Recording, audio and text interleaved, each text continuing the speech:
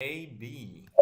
Uh-oh. Now John, we talking got about Bob. Daniel. I actually have a creative deal to see if we can go over real quick. I got the mortgage statement. I got the principal and interest, the rate.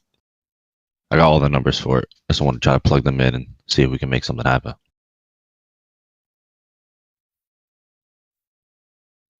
AB, you always talk like that? Like, or like, did one day, did your voice just drop like 20 decibels? I think it happened in 8th grade. Like, did you, like, I want to know what you sounded like before and like what happened afterwards because, like, I want to know where like the Barry White voice came from. Like, did it just like happen out of nowhere? Did it slowly progress? Or did one day you just woke up It and was always in. you just talk like this? Nah, my voice has always been deep. Damn, that's See, crazy. it's the good thing about it is that He'd be in fifth grade. He was hey, what's up? nobody would picture What's up, baby? what I look like. They thought it was phone. the fifth graders. Their dads thought it was a 40-year-old man calling the house. They thought it was a 40-year-old man calling the landline. Yeah, that's a good thing, man. I never have a problem on the phone. They think I'm like a 40, 50-year-old man until I turn. Everybody's got to use their advantages, And it's just right? me. Until you turn the camera on. So it's just me. Until you turn the camera on, he looks like Pablo Escobar's son.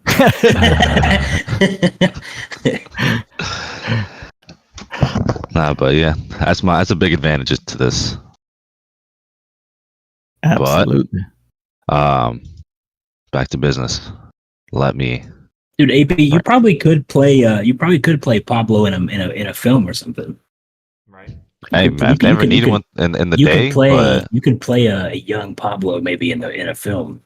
right, like set like a 20-year-old Pablo. Yeah,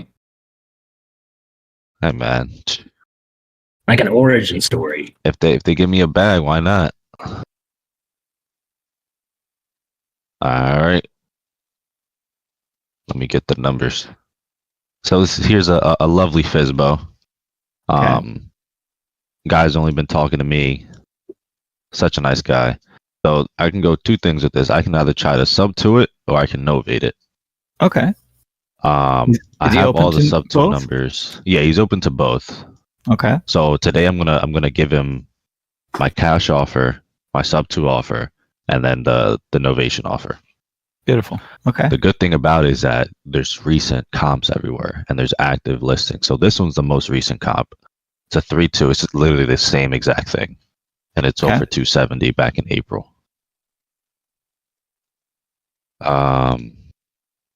Same square footage, everything. Same everything.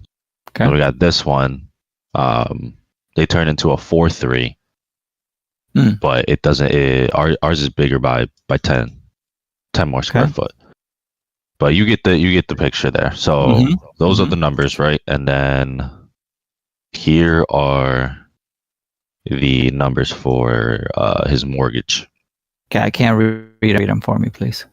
Gotcha. Okay, so his mortgage is $67,500. Okay. His payment is $1137 with 81 cents. And is that PITI? Yeah, that is PITI. Okay. So his principal is $156.37. Okay. The interest is $262.92. Okay. Interest, taxes and insurance is $718.52. Okay. And the interest rate is a 4.625. Not bad. Okay. Now, when I first came across it as just a regular cash offer, I needed to be around like 160, basically just him netting 100,000 after his mortgage is paid off.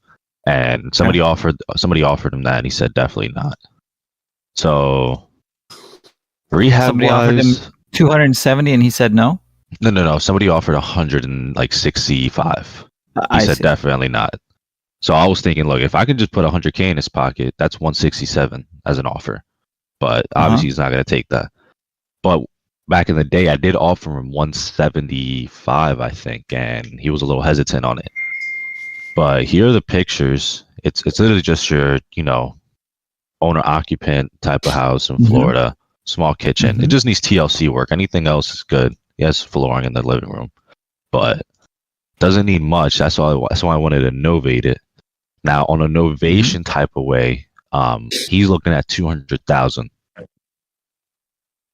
That's what he's looking for. Okay. And for sub 2, I want to say probably around the same price. 200? Just 200. Yeah, 200. That's what I'm trying to stick at. Okay.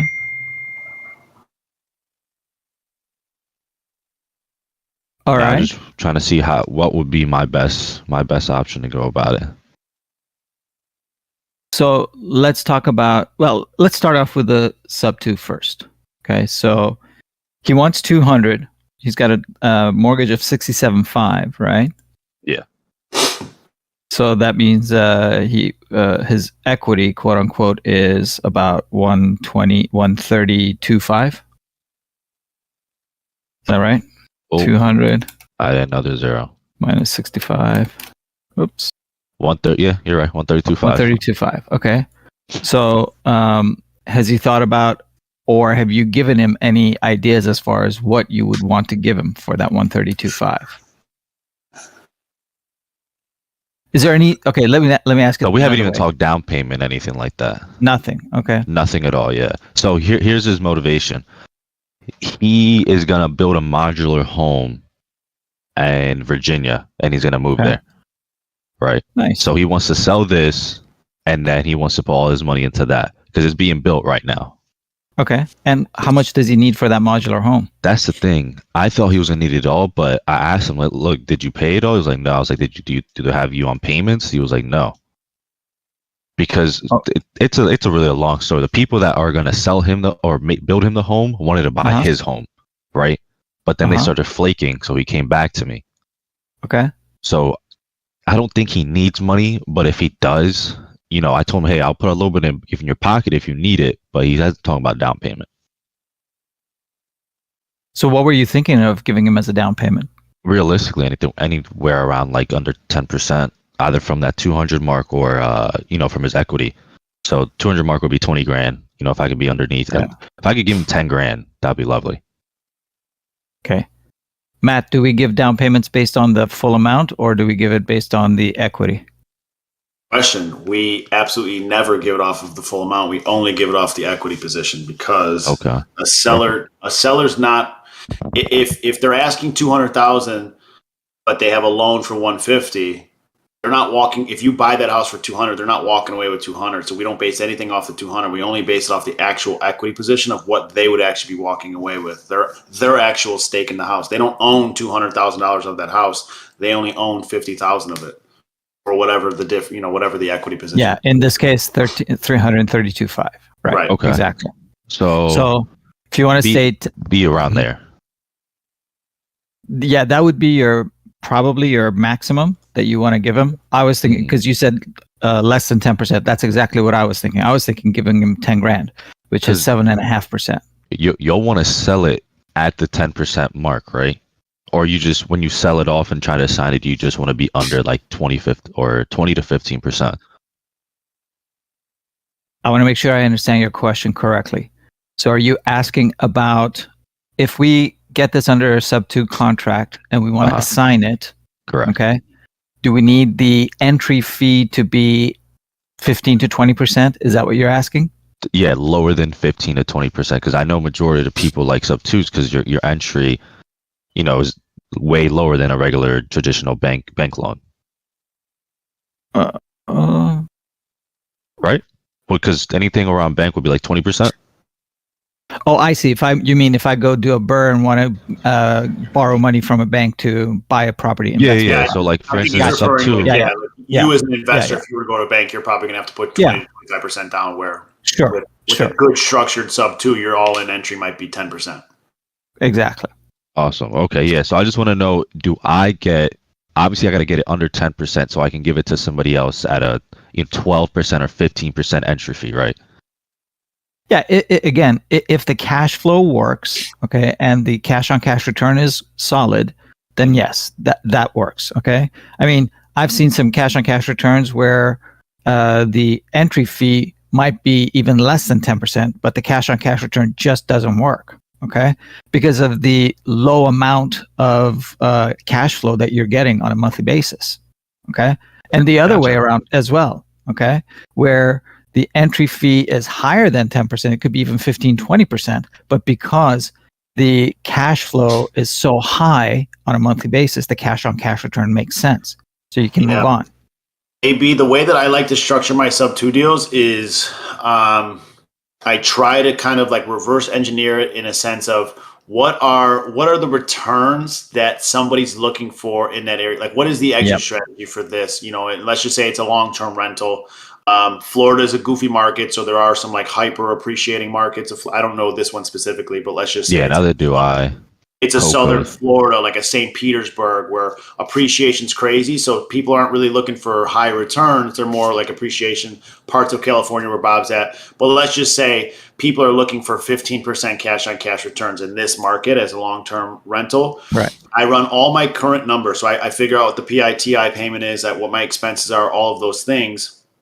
And then I figure out what it would rent for. And then I figure out what that return is. And let's just say at that number, it's 20% cash on cash. I then figure out how much I can tack onto my assignment fee to get to that 15%. It's kind of like your max allowable offer on wholesaling. It's like you figure out your repairs, you figure out all that, then you minus your assignment out of that, and that's your max allowable. I figure out what my numbers are, and then once I get to that, then I implement my assignment on top of that to give them their basis, their 15% cash on cash with my assignment included. It's very deal dependent, but that's kind of like the structure I like to at least use starting off and then go from there. Gotcha. Okay. Yeah, man. Get into sub 2. I got to start understanding it more. I feel like I miss out on quite a few opportunities. Cashorcreativeoffer.com. That's where you need to go. Yeah. Cash or Creative. There we go. I got some insane domains. I was talking to Mike about it yesterday. I have some insane domains. Insane. Those are going to be worth something one day. But it's funny you brought that up, AB, because an agent reached out to me this morning. I submitted a cash offer to a property yesterday, and I thought that they owned it free and clear. I didn't do enough research. I didn't look at it on PropStream. Come to find out, rookie. Yeah, look at me making mistakes. Come to find out they owe money to the bank. They have a lender. And so I've been working with this guy. His name's Matt Riley, Mr. Matt Riley. He's been putting me onto some game in the creative world. And so when I heard about the fact they had to go and try to negotiate with the lender, I said, well, wait a minute. Why don't we try to take over the payments? And so I'm waiting to hear back now about how much they actually owe. But I saw on PropStream they have like a 5.9% interest rate. And so I wanted to also ask, this property clearly does need a lot of work. But, for something like this, somebody's going to go get a loan to flip it anyway, right? Like they're looking to get 48 grand for the property. ARV is maybe like 120. And it needs work, but I think that this would be a buy and hold kind of deal. Like this would be good for an investor that wants to buy and hold this. So if we could structure something where they actually take over the current mortgage, I feel like that would be better than them trying to go out and get qualified for a loan, because they wouldn't qualify for a traditional loan, right? From the bank at a lower interest rate of like 6%. Maybe the interest rate might be similar, but I got to get the PITI and all that. I don't know what it is yet. I'm waiting to hear back from the agent. But would it make sense maybe for an investor to put 15% down on, let's say, like $50K? We got to pay out the agents a total of 6%, 3% to each agent, and then we get an assignment fee on the remainder. Why'd your mouth do that when you said assignment fee? Because we talking money now. That's what I'm talking about now. I feel like, again, it just goes back. Like I just did this deal in I don't even know where the hell it is. Maumelle, Arkansas, which I guarantee there's 11,000 plus people in this community and nobody knows where that is. But it was in a nice subdivision. It's outside of like Little Rock or something like that. Anyways, Beautiful house, only like 5 or so years old, but sellers lived there for like the last 2 years. There was a foundation issue in the house that they weren't aware of when they purchased it. They were actually thinking about like going after the seller that they bought it from because they think that he knew about it. Regardless, I was able to get it off market, so I didn't even have to pay an agent, but we worked it out to where the end buyer ended up coming in at like 15 to 20% total with my assignment and repairs. And that was one of the first times I had to do that.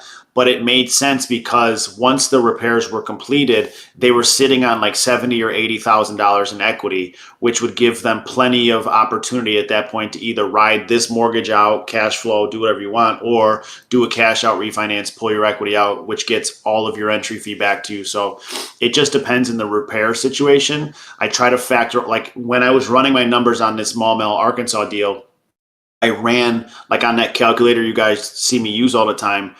I'm running numbers and I'm adding in my assignments and the estimated repair costs into the closing costs. So I can really see like, what does this look like with all of these figures piled in on a cash on cash return basis? And so the deal still made sense because of the equity position they were in. So it can still make sense for sure if work needs to be done. And yes, and the sellers didn't want to take on the job themselves because it was like $21,000 in repairs. And the seller was like, well, I'm going to have to go get a loan to fix this. I don't have $21,000. And so they were going to have to go get like a personal loan and go through this whole process. And they didn't want to be in that position. And then, there's another deal in Arkansas I'm trying to take down. Same deal, foundation issues. And so they can't, the listing agent already in the listing description, no FHA. So your buyer pool has now shrunk tremendously because your regular first-time home buyer cannot purchase this property that doesn't qualify. So now it says investors only. Investors aren't coming in there and paying full ask price. Investors aren't coming in there and giving you what you want. Like I guarantee the discount you're giving as a listing agent isn't deep enough for an investor coming in there and dealing with that issue. So that opportunity is a sub 2 opportunity because I can actually pay full price. Technically, I can give you your full equity, and I have a preferred interest rate, and I have the flexibility to do this repair and then do what I want on the back end. Long and short of it. So yes, it is something that makes sense. Yeah, I think, John, it's just very like circumstantial at this point in time. The deal, like I can just speaking from my angle, is I love to go in and be able to pull off the whole BRRRR strategy. But right now with interest rates being where they are, it is a little bit tougher, especially if you're in a market where things are kind of stagnant or flat or they're starting to cool off a little bit. There's got to be at least, for me, if I were buying it, I would at least need to flush out on the cash out refi. Yes. You got like obviously a home run, a home run or a grand slam even in a BRRRR is where you do all the work and then on the refinance you're actually able to receive additional money.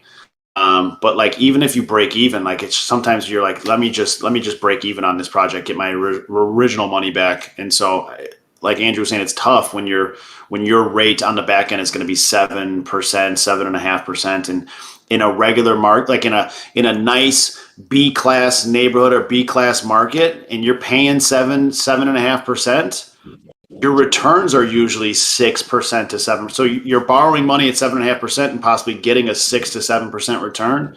You're breaking even or losing money on a monthly basis. So it's really tough. And on a BRRRR, you're putting in all that money and time and resource into it just to be breaking even possibly. So the discounts have to be far larger now in this market. So that's why this becomes a more appealing thing.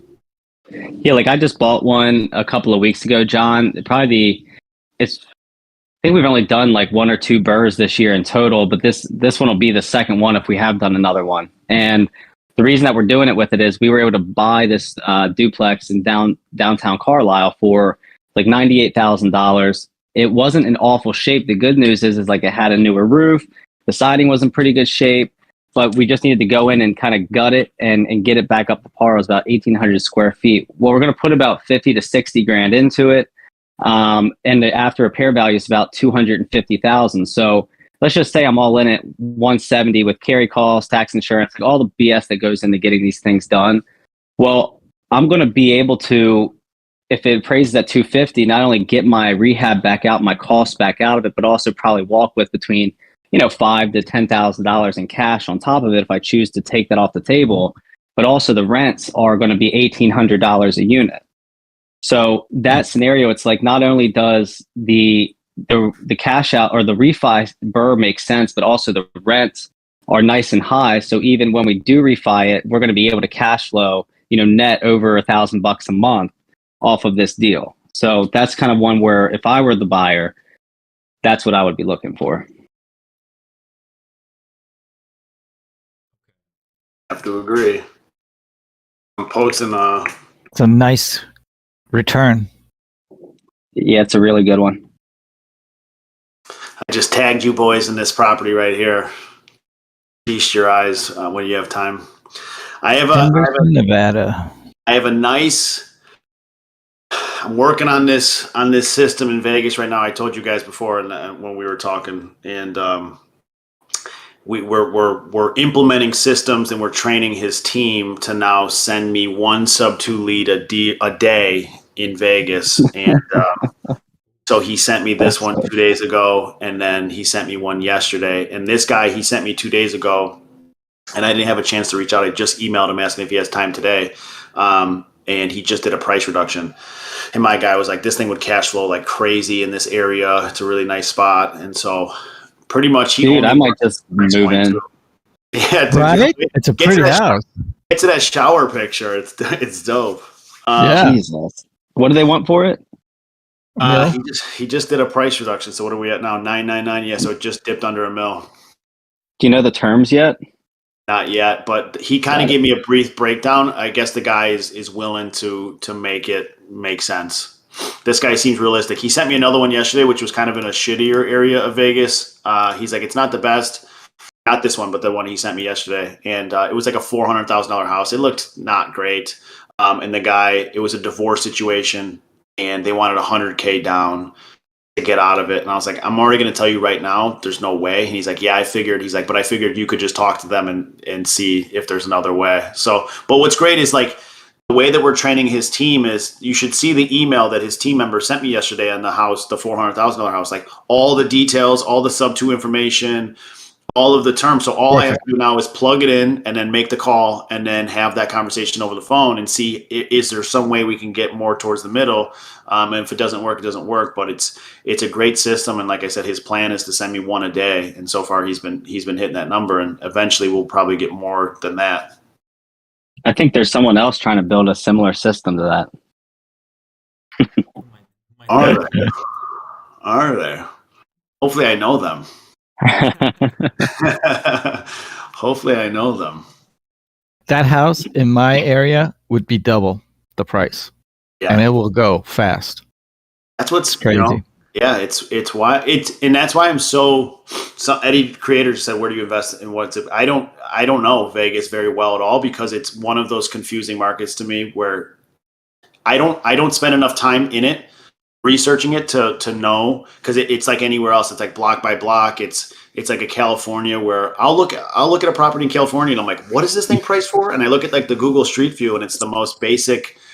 And I'm like, all right. And then people are like, this is the most sought up neighborhood, and it's going for like $3 million. And I'm like, what is I just don't understand it. So it's really hard for me to jump in. I'd rather, instead of me learning the market, I'd rather rely on my guy in Vegas who's there. He invests, he lives there, he's a realtor there. Like, he knows it. Yeah. Just like if I was coming to California, I would lean on Bob. Bob lives there, he invests there. Like, it would take me too long to understand, and I would get burned. So I would just leave it to the professional who's already there and just partner with somebody in that local market. In the Midwest, like your standard Midwest market, you can learn that. Nothing real crazy depending is going on. But in those real robust markets that can, I'm leaning on someone in that situation. Yep. That's how you gotta work, or else, I mean, there's no way one company, one person can become an expert in all areas of the business or of the country. It's too much to learn. You won't have enough time to do business. I've been discussing this lately. I had somebody reach out yesterday from the community, and they're like, hey man, I just want to check on you. You seem a little burnt out. You seem a little like, just make sure you're all good. And I was like, yeah, man, I'm good. I feel like I'm entering that part of the business right now where I need to start implementing new parts to the system. I need to start adding new parts to the machine because it's becoming too much for me and me alone for the most part.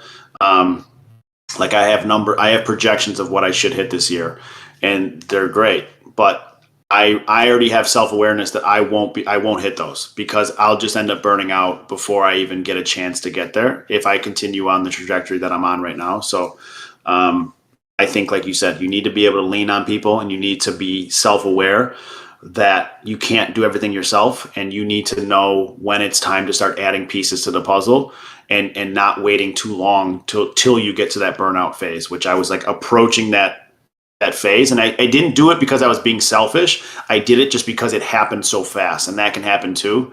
And so I'm in that phase right now where I'm trying to plug things in now to make it easier for me so I can allow myself to now go explore this Vegas pipeline and this other pipeline I have going on as well. I want to be able to bring more business to the table for me and the company and not, burn out.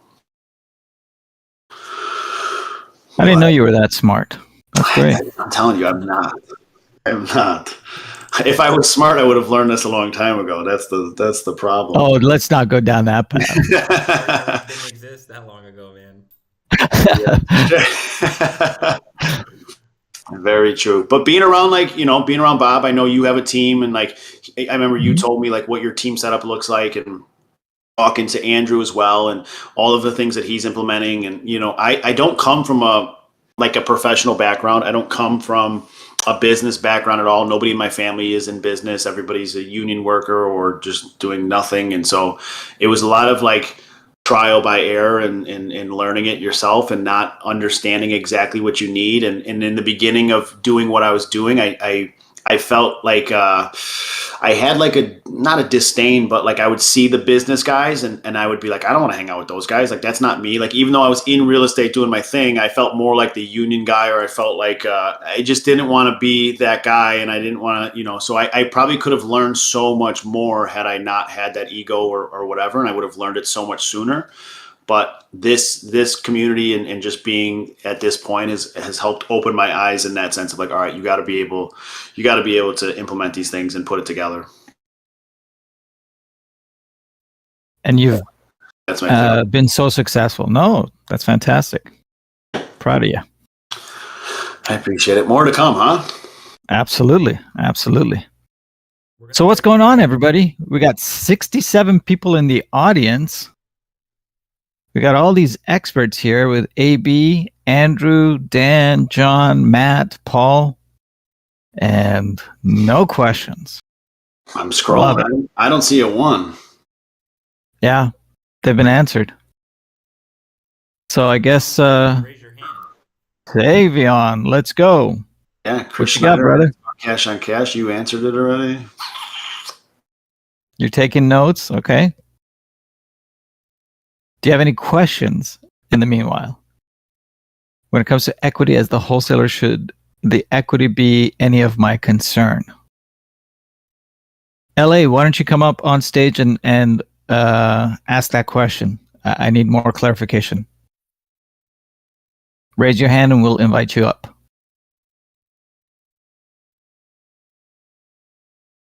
Pace is going to be in Temecula?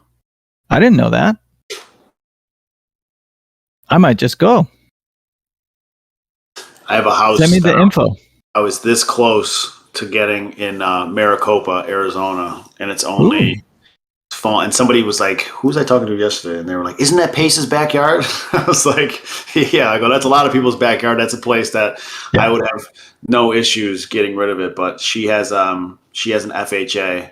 And they're trying to build a home, or they're going to a builder, and they're using the builder's lender because they're getting 4%, and that lender is telling them no to basically the structure, and that they would need to qualify for both properties. And I was like, that's an overlay from the lender. Builder lenders are usually not the greatest source to go to, so we're working on that. But that would be a fun one to get. Supreme John, have you had a title company tell you that the buyer has to sign a release form for a non-refundable EMD if they were to back out from a closing? If it's non-refundable, how do you expect to get out of it. It's non-refundable. Yeah, what's the release form? What are you releasing if it's non-refundable? Releasing it to you?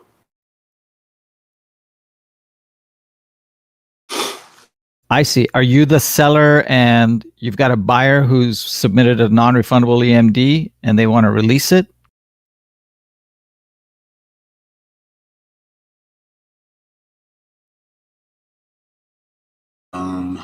I understand. Can you forward me the document so I can get it to the buyer? Also, I would think that since it is non-refundable, the buyer wouldn't need to sign, but I'll talk to him and get it signed. Did he ever get back to you? Unfortunately, title companies aren't allowed by law to supply legal documents. Also, is the contract still valid? Was it extended to allow the seller to get back in the country? State law requires that we have a signed release in order to release the earnest money no matter what. Ask for that law. Cite their source. Can you come up on stage, Supreme John? Hello? Attaboy. Hey, what's up? How's everybody doing? How's it going, brother? Speak his name, he shall appear. Exactly. Yeah, I was trying to pop in here. My phone was glitching. Yeah, so with this, we were trying to make it work with the buyer. We told him, hey, like, go walk the property, go check it out. And, he's like, oh, it's all good. I'm going to sign and, go with the agreement. So then now that, he's like, give me, I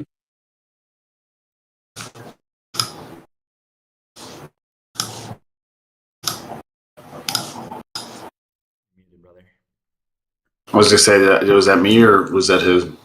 No, I can't hear him either. okay, no, I'm good. I had to There we go. do some. So then we tell the buyer, hey, go walk the property. This was before for the contract, and then fast forward now, hang on, Supreme John. So there's a property, you put it under contract, you found a buyer for it, you want to assign it to, and they said it's all good. Is that correct? Yeah, and then so now fast forward, we're under contract. The seller went out of the country, so we had to extend closing, which was all good with everybody, right? And then then he tells me, hey, like the buyer hits me up and he's like, hey, there's like a lead nuisance, on the. This is what he said. I'll read to you what he said. So he said because I asked him if we're still ready to move forward on the properties because the seller came back into the country. And then he said, regarding the two properties, he's not quite ready. He's having a hard time reaching the correct city department. They're on a lead nuisance list, meaning they're scheduled to be bulldozed. When exactly, I'm trying to find out. Apparently, this can be stopped once a permit is submitted. Not really sure how this process works, but this is what my property manager told me, and he would handle the rehab. He said that scares me since I never dealt with that. With the increased lead remediation costs, the numbers don't work out as originally penciled, so I'm thinking of walking away and take the loss or just close on one property if possible. The value for the other one isn't the same, and he doesn't want to deal with the same problem. So, I mean, he's fine with releasing it and everything, but I just wanted to know what's up. You mean losing his EMD? Yeah, exactly. Okay. But I just don't. That's that's cool and all, but I just didn't understand why title had to, if there's a thing for a release form for a non-refundable EMD, because I know Savion was talking about it once too, and he said that if anything, like if the buyer would have never signed it, like the EMD would stay in the escrow forever or something, and that the city would take the money. Okay. Yes, that's true. So your question, I guess, is you need a release form, or title does needs a release form. Is that correct? Title does. The EMD. Because they said that. But PDRE gave us the document, so we're waiting on the buyer to sign it now. But I just wanted to see, if anybody else encountered this type of things, which I now see. So from what you're saying in PDRE too. So I've never had that issue when a buyer is going to lose their non-refundable EMD. Title understands it and releases it. What state is this in? Ohio. So anybody in Ohio using all points title, just there you go. Supreme John, Nah, they're should've cool came- you people. should- They just, I don't even know. You should have used my title company, man. This would have been not an issue. PM title would have taken care of this. Oh no, it's because the buyer wanted to use his title company and stuff. I'm not sure why, but we were just saying, That's probably why. This is why we always insist on using our own title companies, and we explain this to the sellers all the time, even if there are agents involved. Right. Hey, I'd be happy to use yours if they're investor friendly, if they understand the process, if it's okay. If they this is the buyer, the buyer's the title company.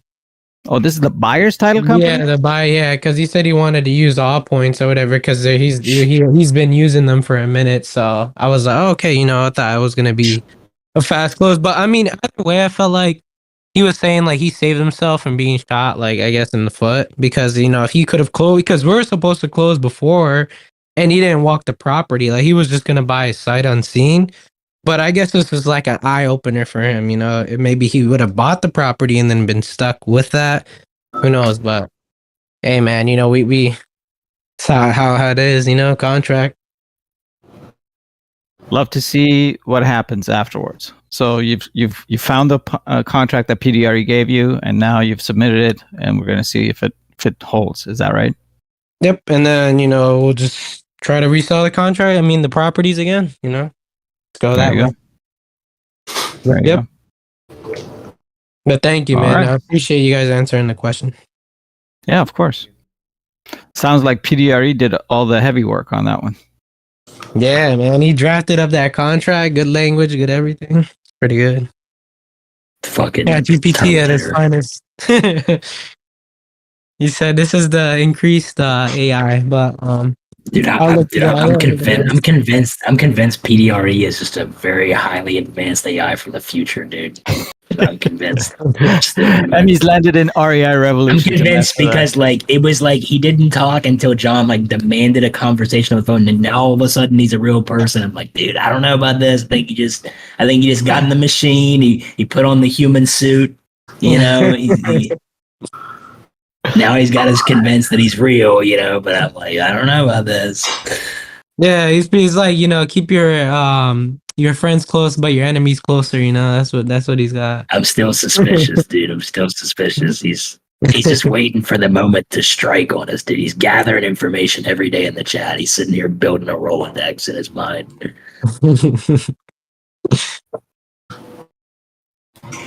Well, thanks for bringing that up, Supreme John. Yep. Of course. What you got going, Bernie? What's going on, guys? Welcome. Yeah, so I am moving down to Miami. I did not tell the Dan Fazio, but you're ready. But yeah, I'm starting off this new sales job, so I'm gonna be doing that for the foreseeable future. But I just wanted to see what the best marketing strategy would be to do it on the side, because I know that it is time consuming to do that. Is it PPC? Is it just regular SMS? Like, what would be the best marketing strategy to do it on the side so I can then transition to that full time? Crickets. Dan, that's up your alley. I don't have anything to say, man. Listen.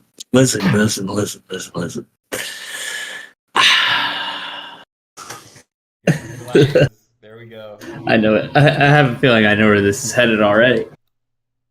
Man, what was the question again? Let me see if I can. I need PDRE. Where's PDRE at? PDRE, can you pull that question up for me real quick? No. What was your question? Can you repeat that? So the question What's is, the best? You lost me at. You lost me at. I'm moving to Miami. That's where you lost me. I'm starting this sales job. Starting Okay. August 14th, right? So I'm gonna learn how to sell, which is a very valuable skill. I just wanted to know what the marketing strategy was to implement, so I could do it on the side to be more time efficient and efficacious. So I could be able to transition to that full time into the business and not be in that job for a long time. Marketing strategy for what? For wholesaling.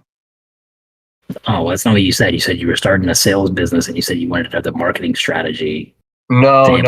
Full time. Yeah, sorry. I'm starting a sales job as a salesperson. Okay. You're going to work at and you're doing like solar, right? That's what you're doing? IT software. IT software. Okay. And you're wanting to get into wholesaling on the side. Yeah. What's your hours going to be for the other company? 8 to 5. 8 to 5. Mm-hmm. So most likely, I'm going to say your best marketing strategy in this case is going to be SMS. It's the closest thing that's going to be inside of your budget, and it's also the closest thing that's going to give you the most amount of like time. Just because I'm going after this from like Dalton Woods' experience, that's what's brought Dalton Woods the most success, and he has very, very, very limited time when he gets home from his job. I know, so we've talked about this, and and he's seen most of his success from SMS. So I would pair up with the man, Mike Martin. I would tell him what you're doing, tell him what your hours are, tell him what your availability is, tell him where you're at right now in your business, consult with them, and then let them plug you into the SMS marketing system. And just make sure, that when you get home, you got to pick up the phone, you got to start dialing. You're going to sit there and you just set out like 3.5 to 4 hours afterwards. So you got to understand, this is something that is going to require a lot of time, and it's like going to require a lot of diligence. And you're going to get burnt out. You're going to get burnt out really quick because you're going to be working basically 13 hours a day, and you're going to have to do that for an extensive period of time until you get some time on the side. So, Dalton Woods. I would connect with Dalton too. It's, kind of maybe talk to Dalton if he's willing to, obviously. Am I throwing Dalton under the bus, being like, you have to talk to, if you guys are willing to link up so he can share his experience with you, just because like his schedule is similar to that, I know. So Dalton even probably gets up earlier than 8 a.m. He starts working probably around 6. So, but I know Dalton calls for about 3 to 3.5 hours afterwards, and Dalton's even got a little kid and a wife. So I would link up with them. I would see what they're doing. Personally, I don't think you're putting yourself in a great position to succeed. I think you're putting a lot of pressure on yourself. And we'll see. We'll see if it works out. I hope it does. But let's go. I hope it. I think you're putting yourself in a. I don't think you're ready. That's what I'm gonna say. I don't think I've talked to you. I know we've had personal talks outside of these calls. I don't think you're mentally mature enough to handle the decision you're about to make. That's my personal opinion. Like I said, maybe this is something where you're gonna have to throw yourself in the fire to where it's gonna kick you up. You know what I mean? It's going to make you the person that you wanted to be. Maybe that's possible. This might be the one thing that you need to do to push your ass forward. You know what I mean? To get you out of that like slump. But you're going to have to change a lot of things about your energy levels, your personality, your tonality. Everything's going to have to change. You have a lot of flaws right now. You're going to have to fix those. So this might be the one thing that you need to kick your ass into gear, but it can also slam you the fuck into the ground if you ain't ready for it. So like, you're moving to a very high paced city. Like this is LA in 1980. Miami is Los Angeles all over again in the 80s and 90s. So like, it's very high pace. My advice to you and anybody else who wants to move here, do not let yourself get caught up in the lifestyle that everybody else is living here, because most of them are fake motherfuckers anyways. They shouldn't even be spending the money that they're making. So don't get caught up with the wrong people. It's very easy to get caught up with the wrong people here. Obviously you have me and some of my friends here, so you have some of the right people here. You know what I mean? So we'll keep you straight. But don't get caught up in dealing with the wrong people. Keep your head on straight. Focus, and dude, like, you're just gonna have to. You're gonna be stuck. You're just gonna be stuck inside all day long, fucking working. I mean, that's what you're gonna be doing. I mean, when you're not on the phone, like, you either better be in the gym or maybe grabbing a bite to eat, but that's it. Like, because you're not gonna have time outside of that if you want to make this work. But all right, thanks, Sam. Appreciate it, and I really do appreciate like your honesty because it really does help. Yeah, obviously, like, don't let yourself get involved in any situation. Hey, if something happens, you need to call me immediately. You know what I'm saying? So, like, you need to reach out to me right away. Like, don't let yourself get into some fucking shit down here and you're letting yourself, spin your wheels. Like, something goes south, like, you need to call me, right away. Thank you. I really appreciate that. It really does mean, because it's a big leap and it's a big transition from being being a kid, so to speak, and then going into that real world is really going to be a big shock. But I definitely do think it's the right thing for me, and it's something that I need to be able to handle that pressure. And I do appreciate you're there for me. Thank you, man. Good. I believe in you, bro. Make it happen. Let's get it. John believes in you. Don't let him down. That's don't let him vote of down. confidence right there. John believes in you. Yep. Don't let him down. Hey, Dan, have you seen the movie Babylon? Have I seen the what? Have you seen the movie Babylon? I have not. I saw your the music that you put in the chat. Yeah. But I've not seen the movie. No. Yeah. What's the movie about? It's about the change in the movies from when it was silent movies to talkies, and how it changed everything in the industry, and how actors and actresses were changed, how they were looked upon, and how they changed. Very good movie overall, but there's a part in it towards the end that you were talking about LA in the 1980s. Man, you see that, and I'm like, holy shit! I didn't want to be. I know. Yeah, I know. Like what I was talking about, but like, yeah, I mean, it's like, no, like Miami is like the energy here, like the build out, everything that's happening here right now is so fast. And it's just like, I think like Paul said, Miami is great for like a weekend trip. 2 days. Yeah. I tell people, I'm like, don't even come here for a week. You come here for a week, you're gonna go back home broke. Like, this is what people come to Miami. And this is what happened when people used to go to Vegas, right? Like, you used to hear about people going to Vegas and gambling all their money away. They can't afford a flight to come home. Like, I even think Vegas is more safe to go to now than Miami. Like, in terms of like the decisions that you're probably physical going to make. Safety though. Not physical safety, but in terms of like the decisions that you will pull yourself into making. It's just our culture here. I mean, listen. It's beautiful. I don't want people to think that I'm ungrateful for where I live. I wouldn't want to live anywhere else.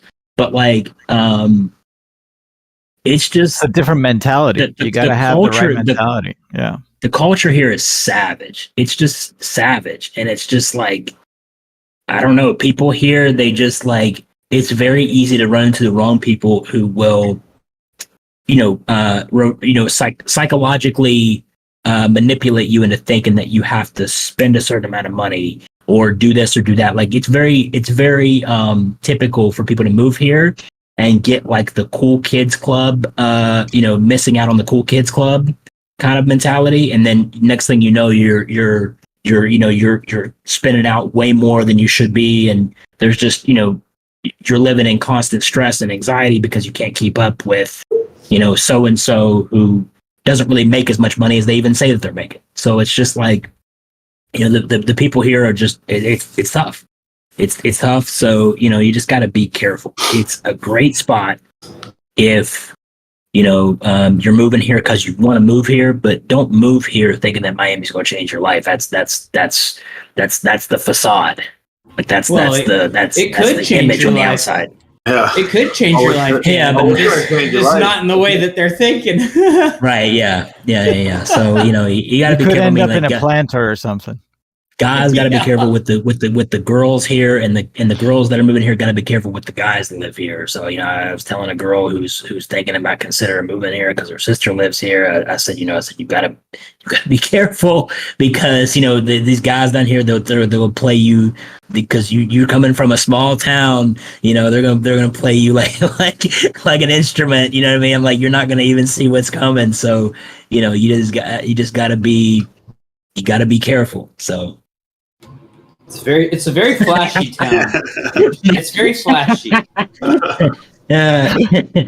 It's fun for 2 days though, I'll tell you. It is. Yeah, no, it's a lot of fun. It's a lot of fun, but it's just gotta keep your head on straight. If you can keep your head on straight, there's a lot of opportunity here. There's more opportunity here right now than there is anywhere else, but you gotta keep your head in the right direction.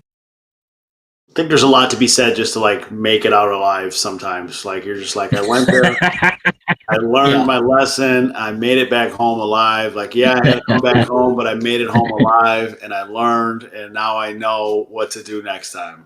Like now I know never to go back. Yeah. Hire a security detail for your trip. And listen, I'm coming out of this. I'm coming from this from a perspective. I don't know how many people listen to my podcast, but I'm coming at this from a perspective of like, this is exactly what happened to me, and this is exactly why I ended up going like almost homeless. Like people, like that's why I'm saying this. Like the only reason I wasn't is because I still have I have a home back where I'm from. You know what I mean? And I had a family business. That's the only reason I probably didn't end up going homeless. But like, I mean. I was in a similar situation. I thought like, man, I gotta move out because I gotta push myself to get to the next level. And I kicked myself out of the nest. You know what I mean? And I put myself, and I thought I was prepared. I thought I was ready. I thought I had everything in place. Listen, let me tell you, I didn't even move to Miami. I was living in Bradenton, Florida. Not even really an expensive place to live. I mean, it is more expensive than where I'm from, but not really an expensive place to live. And money goes quick. Money goes real quick, and you can make the wrong decisions really fast, and then money goes faster than you'll ever even realize. And then, if it's not coming back in, if you're not watching it, the greatest line I ever heard from somebody is like, if you're not watching it every single day, money likes to run away. So just be very, very, very mindful of how much you're spending. Budget yourself. Make sure that you're really paying attention as to how much money you're really bringing in every single month, and make sure that you're really, setting up your balances and checks for all that. So I'm laughing because it's like when you think about like how far, like just different things that you've done in your life, or like how far you've come maybe, and just like one of the hardest times I've ever laughed being out was I went to Miami when I was like 22. No, maybe I was like 21. We'll say 21 for the story because I was drinking. So I was 21, and I went to one of it was a bar, big club down there, and me and my buddy Broke ordered 2 beers, and it was $12 beer night at there. And I was like, what the fuck is this? And then I was like, all right. And I was like, no. And it was really loud in there. And I was like, no, I said a beer. And he's like, yeah, man, $12. And I was like, oh, okay. And then I was like, I need to go get cash. And so I went to the ATM, and I went to go pull out $20 from the ATM, and the fee to pull out money was $20. So I had to pay 20 to take 20 out. And I was like, what is happening here? And we had one beer, and I sipped on it for like 3 hours because I was like, this is all I can afford. And then we were just like walking up and down the strip. But I was just like, even back then it was crazy. And that was before this huge rush of people in the last couple of years to get there and make it even, so it's just one of those places, man. Yeah. It's just not, and it's just not as much fun.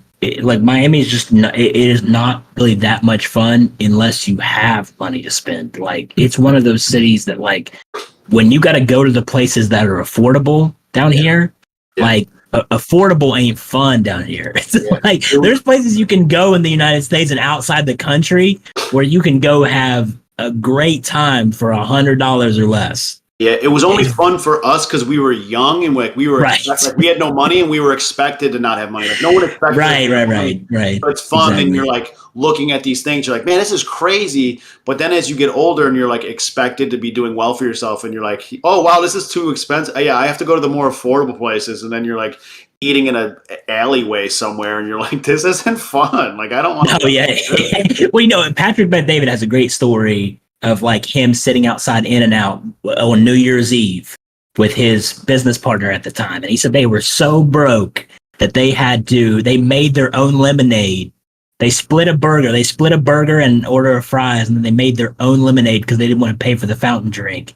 They ordered cups of water, and then they took packets of Sweet and Low, and then they just asked for a whole bunch of side of lemons, and they just squeezed all the lemons in with Sweet and Low, made their own lemonade, and they sit there and watched the fireworks. And he said, I looked at my business partner that night, and dude, I listening to that story, I have so many, like, I have so many parallels with that story, like people don't even know, but he sat there with his business partner and he said, look, this is the last time I refuse to, I would never spend New Year's Eve like this ever again. Ever again. Mine was New Year's Eve too.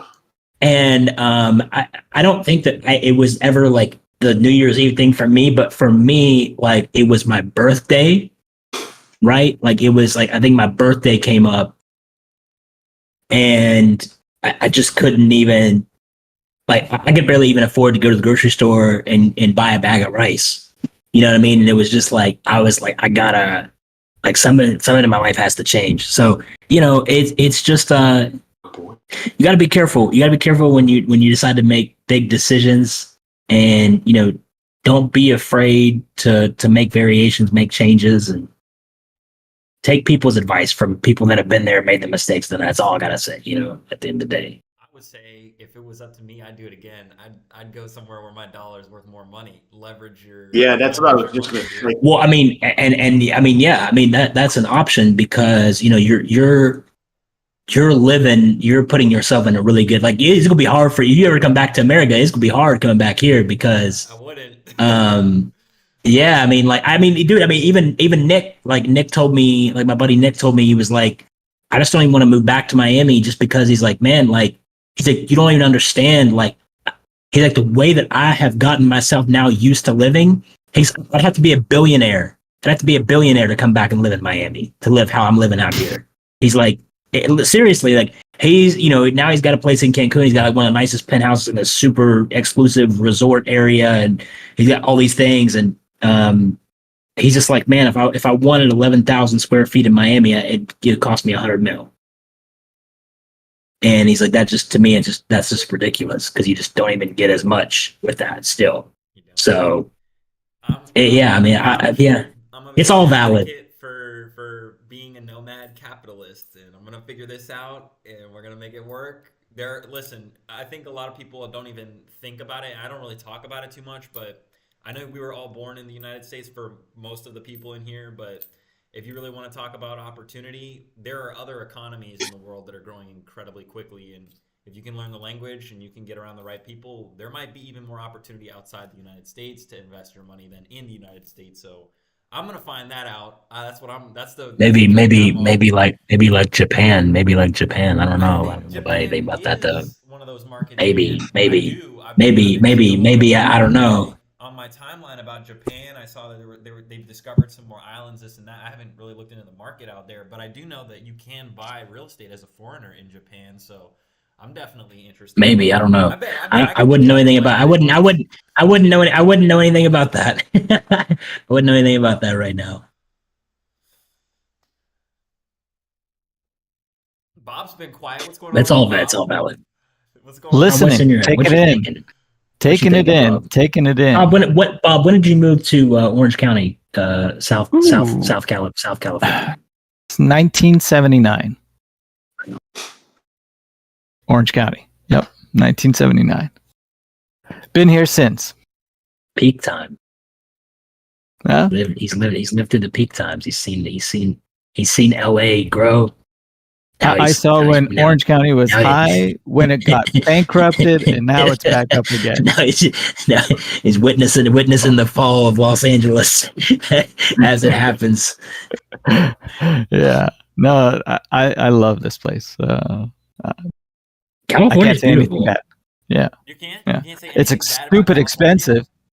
Yeah, of course I can, but it's He doesn't want to. He's keeping the mentality. what's it gonna help? I mean, it's just gonna remind me of why I should move. I'm happy here. I'm not gonna. Have you ever? I mean, I'm sure, but maybe not. In that span of time, have you ever thought at any point you're like, I'm out of here, or I would several times. I would like to move somewhere else. Several times, yeah. Where would a guy like you, who's grown up in Orange County, pretty much, or large portion, where would be an ideal place for you to go? If it wasn't where you are now, I can see Bob living in Fort Lauderdale or like West Palm Beach. I'm kind of trying to figure it out, and I'm like, I don't know. Like, okay, so if it was just me without a family, it would be completely different. Yeah, good caveat. Okay? Several reasons. Number one, when you're just on your own, like a John, okay, and you don't have to worry about a girlfriend or a wife or kids or anything like that. Right. You can pack up, go anywhere at any time, make a shift like that. Okay. Yep. And it's perfectly okay because you're taking responsibility for your own life only. Okay. If I was in that position, I probably would be in a cold state because I knew you were going to go that route. I love cold. I love the cold. Okay.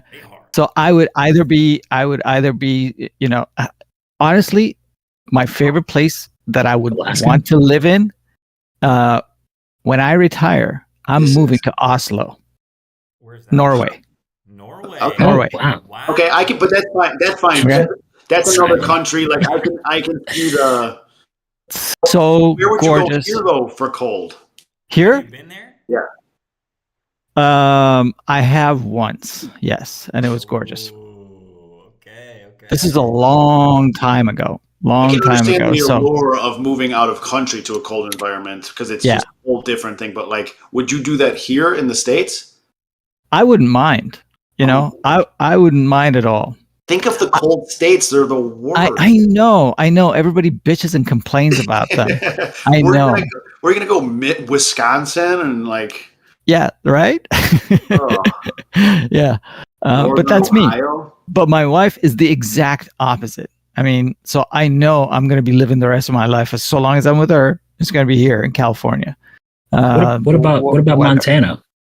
I love Montana. Yeah, that's where I was thinking was Montana. Yeah. If I were to move, well, guys, it's funny. I can see Bob on a ranch in Montana. Ooh, get this guy a horse, huh?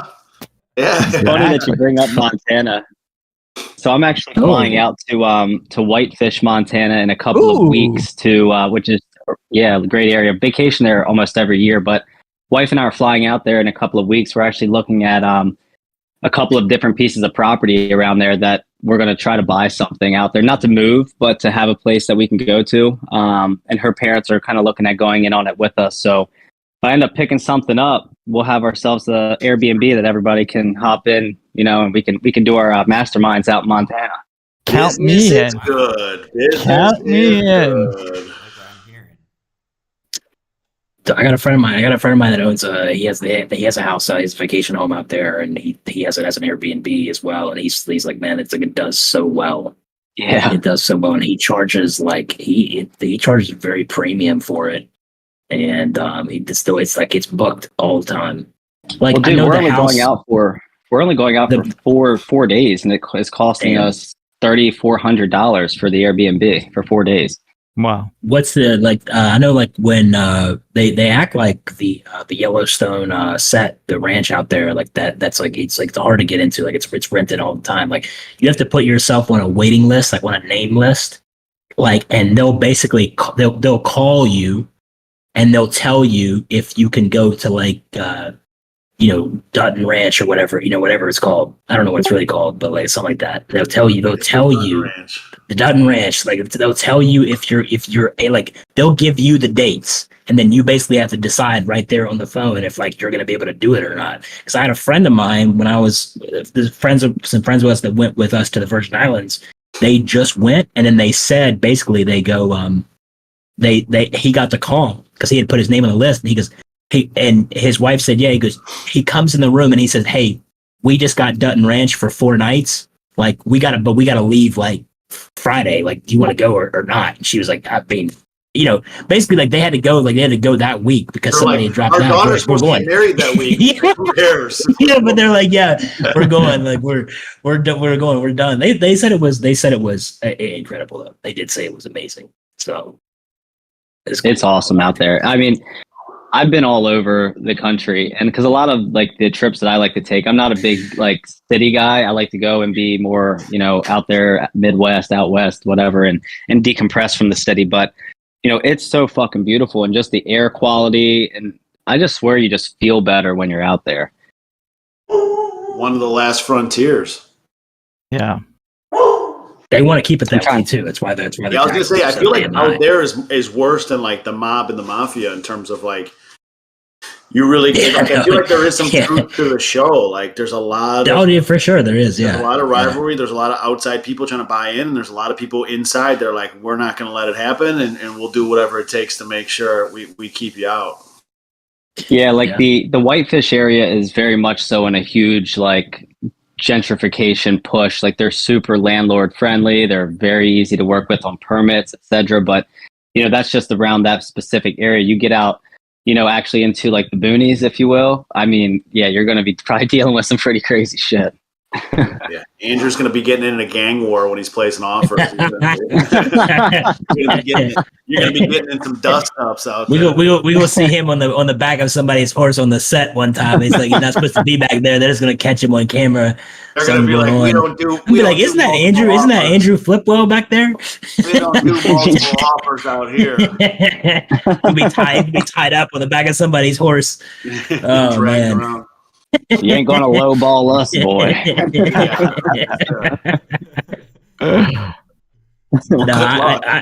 They have really high taxes. I mean, California obviously has really high taxes. A guy I know, Robert, who just moved from, he had a house at Beverly Hills, gorgeous home, Beverly Hills, moved here to Miami recently. He said, he goes, you know, I said, do you ever miss your home in Beverly Hills? He said, you know, sometimes I do miss the view.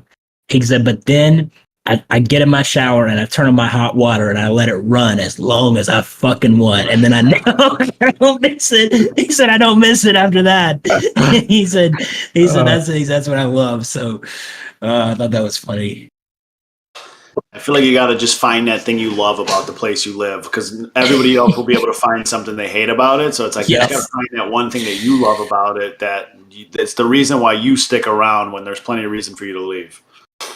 Absolutely. It's interesting you say that, Matt. It's interesting you say that.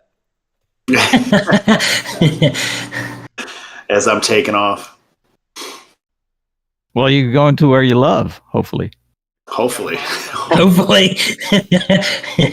thing when they're like, Bob, have you ever been to Norway? You're like, one time. People were like, oh, Franklin, you ever been there? And I was like, 2 times I was there. 2 times, a couple times. Really, second time I bought a house there. It was really nice for the 4 days total I've been out there. Right. Yeah, it was awesome. Matt, when do you leave officially? Our sod and irrigation is supposed to get installed today, and so we'll know this week, but I think they're pushing it up, so possibly September 1st, which will be Friday. 3 weeks. Wow. Nice. You're gonna get the background stuff out there. You're gonna get something yeah, I don't know I don't know how we're gonna do it, but we'll make something nice. But yeah, it'll maybe be 3 weeks. So if anybody wants to donate some of their time and come over here and help pack these boxes, that'd be fantastic. Get some community service going. Do we get okay, if we do that, do we get a deal with no assignment fee? I was gonna say, I knew there was something coming. I promise you, because I hate packing, I will do 10 assignments for you I'll do nothing for the next 10. Hey John, let's make sure we snip that last part. We got to hold this man accountable. When everybody up here at the top goes and sees him, he's going to owe us 10, 20, 30, 40, 50, about 60 assignments. Hold on. That was the Celsius talking. I got carried away. I'll do 2. Hold on. Oh, there we go. Yeah. Next, he's going to put on a raffle and do 1 in the next year. Yeah. On the back, it will not have a time limit. It won't say when. It'll just be at any given time in the future. I'll gift you 1. East is beautiful, not East Franklin. About 25 minutes outside of Nashville. So we've had quite a lot of questions today. Oh my Lord. Yeah. I think today I'm going to spend some time trying to get some more people in here that have questions. Good Friday. Yeah. Just a little bit of time. Yeah. So, I mean, we're all here for you guys in the audience, not just to entertain you about Montana and other things. Miami. We could do a whole show on that. What's that? So we could do a whole show on that. Yeah, exactly. I wish there was almost a way like people could submit questions ahead of time almost so we could just like go through them at our own, but that's obviously Bob told me to not as fun as being. And I have dropped the ball on that. It's been too long. But we do have that He questions. All the time, Bob, right? Every time? Yeah. We do have asked questions. I'm not going to say anything anymore. No, this is exactly why I feel bad now, because we have the ask questions form. There's some questions in here. What is a cash out refinance? You just got that question. Good question. Where? Cash out. King Edward asked, "What is a cash out refinance?" The cash out refinance in its simplest form is a refinance that takes place where you're actually able to pull equity out of the property in the form of cash. So instead of a refinance where you just sign and then you just get new mortgage terms, it's more like a closing where you actually would receive funds after the refinance. The money that you pull out is added to the principal balance.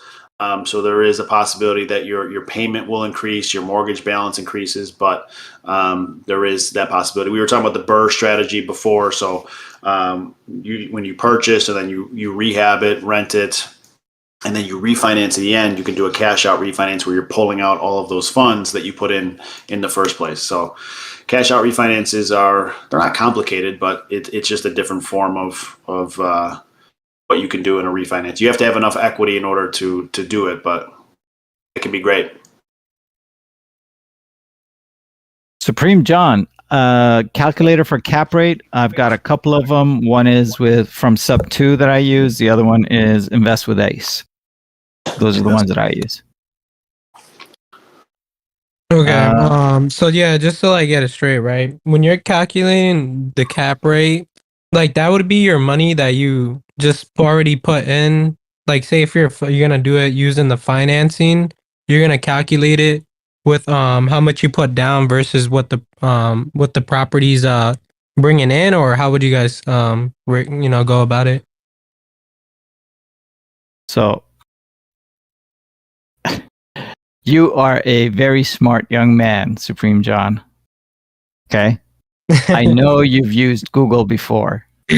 Yeah, no. I was just thinking of it. I don't know. I'm not sure if you guys like have like a calculator that simplifies it, because then sometimes there's just cases where I gotta do like a general, just underwriting it, which I know it's like how much the property's bringing in net divided by what you're gonna buy it at, or what you can increase it to, but.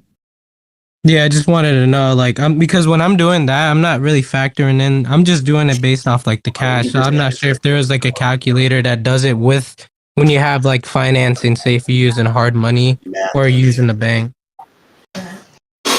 That's a good question. I don't know. Matt, have you used a calculator that you just plug it in? I'm sorry. What was the cap rate? Yeah. No, my invest with Ace, I would have to put in all the it spits out the cap after I plug in all the information. So I wouldn't be able to reverse engineer it where I would put the cap rate in for I guess what would that even be? You plug in the cap rate first and then it would plug in all the other numbers that would have to. If I understood Supreme John's question correctly, I think he's asking, is there like a calculator where you can just plug in and get the cap rate? Is that right, Supreme John? Yeah, so like say if I'm gonna put it in for like using mortgages and stuff, like apart from Investway's calculator, because sometimes it can get a little like tricky and funky. I know with Matt Riley, he does it. He says he has to tweak a little bit of things. So I'm not sure if you had something where you just plug in, you're more like how much you're gonna get using financing for the cap rate. Because you know how the cap rate's gonna differ. Mine only gets goofy though when I'm doing like a sub 2. Like here, I can just share my screen if I'm allowed to. Mine only gets goofy. I think I'm saying it wrong. I mean a cap rate for what you're just using like cash, like if you just have a calculator. So in a cash, I would just do like on this. I don't even remember what this one was, but if I were to do cash, then I would just do 100% down payment with no interest rate. Now it's going to tell me what my cash on cash return is and what my cap rate is. There's one thing not loading. Dang. But like with cash though, your cap rate's not gonna. It doesn't matter if you're financing or if you're paying in cash or with the cap rate. Cash or financing doesn't matter. The NOI will still be. It's not reflective of that. The part that changes is the cash on cash return. That's reflective of if it's cash or financing, how much you've put into it. So on this one, my down payment is $140,000 because my purchase price is $140,000. So it's 100% cash payment. So my cash on cash return is 7%. My cap rate will stay the same though, whether I go to 20% down. 25, whatever it is, this cap rate will still stay the same. Hey, is anybody else having problems seeing Matt's screen? You don't see it? Let me refresh.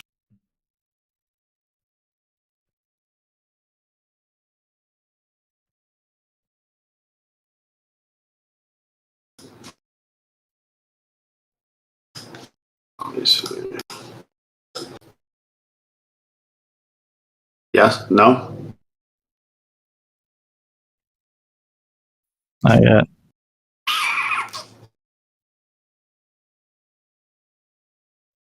It's the Chicago internet for sure. I had to restart my computer this morning because as I was logging on, there was a notification in the top right-hand corner that said my screen was being shared.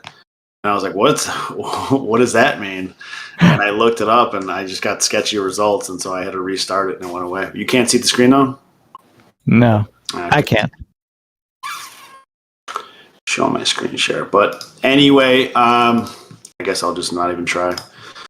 No, I guess Supreme John can see it. I couldn't. So it might be on my end. Let me try one more time. So yeah, Supreme, I don't know if I'm understanding, but so whether it's cash or financing, anybody that can't see my screen, I have the calculator up. So purchase price of $140, just for example's sake, and then my down payment right now is 20%, and my cap rate is 7.85%. I add 100% down payment, which is a full cash purchase, my cap rate still stays at 7.85% because cap rates aren't reflective of if it's a cash purchase or a financing purchase. It's just straight NOI divided by value. The cash on cash return is what changes when it's a cash or financing.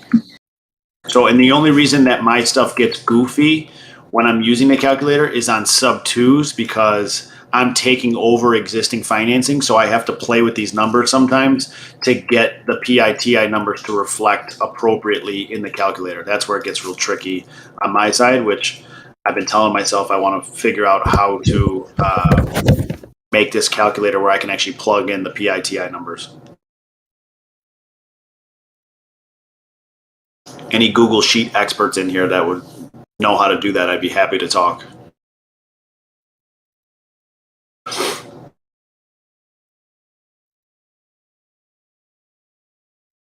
Yes. Yeah, my mic wasn't working for some reason. And then also one thing too is right. So I know with these properties, right? Like a lot of people, when you're plugging in the property taxes, you know how usually sale triggers, you know, the reassessment. Where are you just using the tax rate multiplied by like that purchase price and to plug in for what the property tax could be?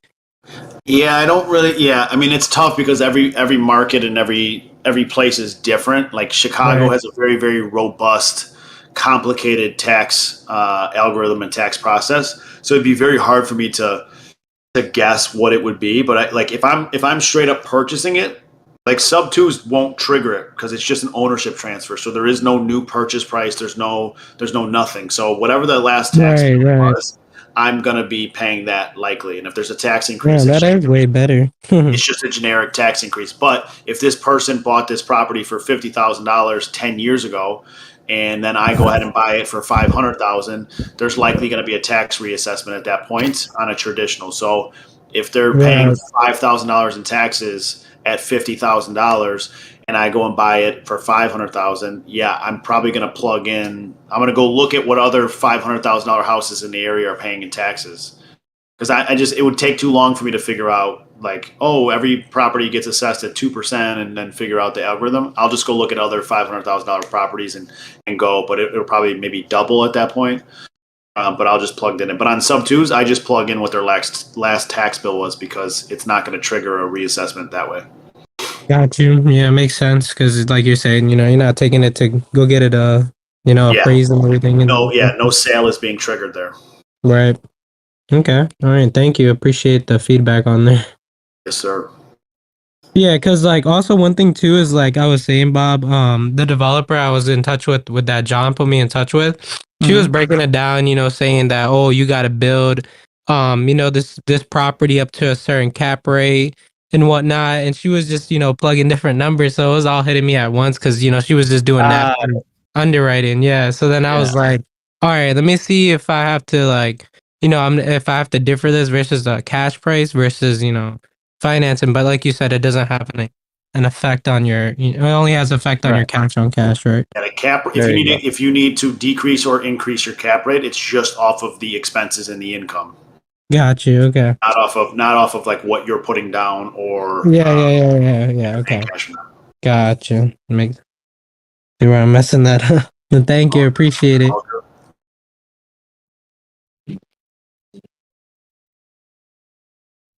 So I got one more question, since I'm just here anyway. Go for it. So I just wanted to say, for creative now, right? Since we're at a 7% interest rate, do you think those that are even at 6%, do you still think those are really good sub twos? If the terms do favor or really good? They're okay. They can still work. I'd like to be under 5%. Okay. But, we'll run the numbers and see if it makes sense. Right. Okay. Yeah. I mean, will it likely always make more sense to take over financing than have to go get your own financing and go through all those hoops?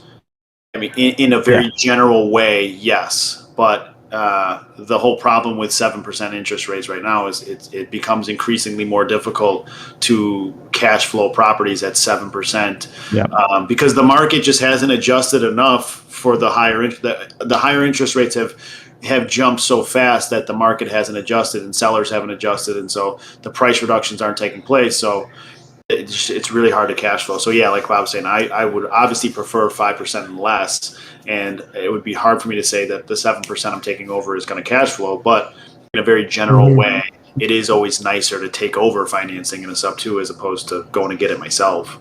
Yeah, but I'd probably go look just for from the headache standards. Yeah, I'm going to spend time. I'm on my prop stream filters. I'm looking at 5.5 and below. That's the only thing that's going to hit my filters in that sense. So there's a huge market out there of properties I'm missing, but there's also a huge chunk of properties that are hitting my filters too. So until we've exhausted all of those, I don't really want to play ball right now with the higher ones.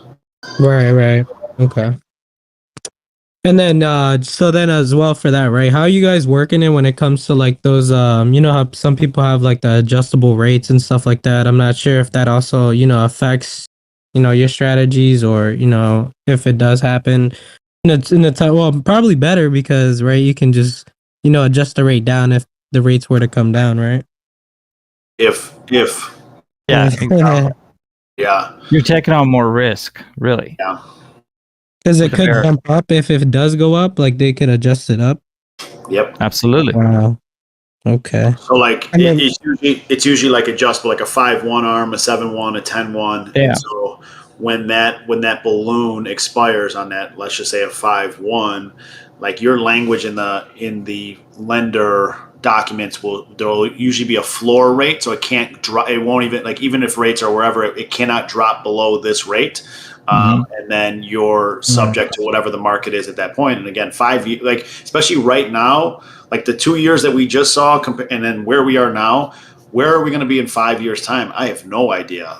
Hopefully we're out of this and we're back to a good, healthy market or whatever, but I have no idea. So it is a risk to take on for sure, because you just don't know what's going to happen.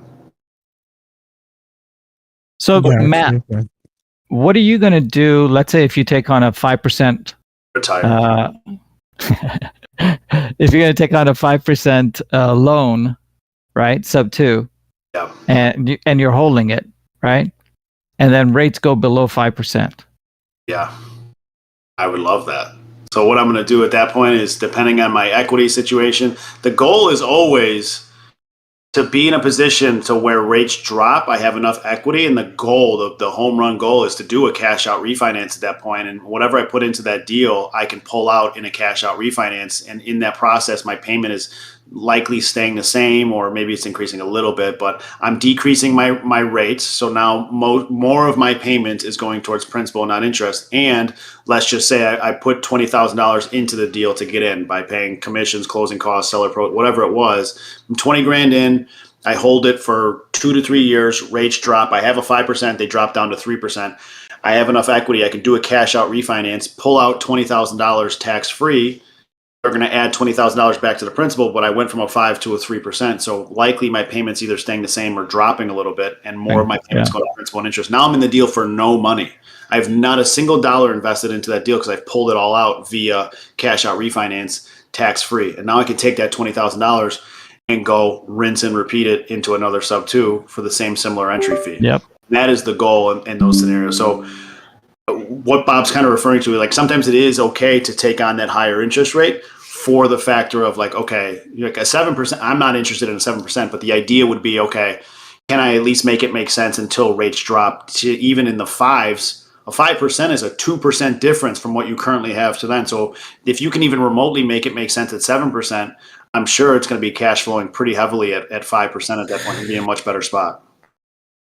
Something that investors who are making a good amount of money, especially use, so that they can use as far as their tax depreciation is concerned as well. Yeah, and that's a big capital gains play right there too, like a cash out refinance. Instead of, you have a ton of equity in a property, and if you were to sell and get a ton of proceeds at closing, you're either going to get hit with capital gains, or you're going to 1031 that, and then have to kick that can down the road and just, eventually you'll pay taxes, or you'll have enough write-offs where you don't. But, or what you can do, if it makes sense, you could do a cash out refinance, pull out majority of that equity via cash out refinance, tax-free. And now you have a little bit of equity. So now when you sell, the proceeds that you receive at closing are much, much smaller, and you could still 1031 that. And now you have just a much smaller tax event in that situation. So a lot of people do that as well, if the rates and market make sense at that time before selling. Hector, good morning, my friend. Long time no see. Morning, Bob. How you doing? Great. What you got going? Yeah. So I actually came across this deal, correct? And so I've pretty much been going back and forth with the seller and whatnot. So the issue that I'm having is that so the seller is pretty much asking for $450,000 for this property, but there is a foundation problem, which is causing the numbers not to add up. And so I went ahead and I told the seller, most we could go ahead and offer is $380,000. And she's all like, well, I don't want to go any down lower. She's spoken to different buyers. All the buyers are telling them the same thing.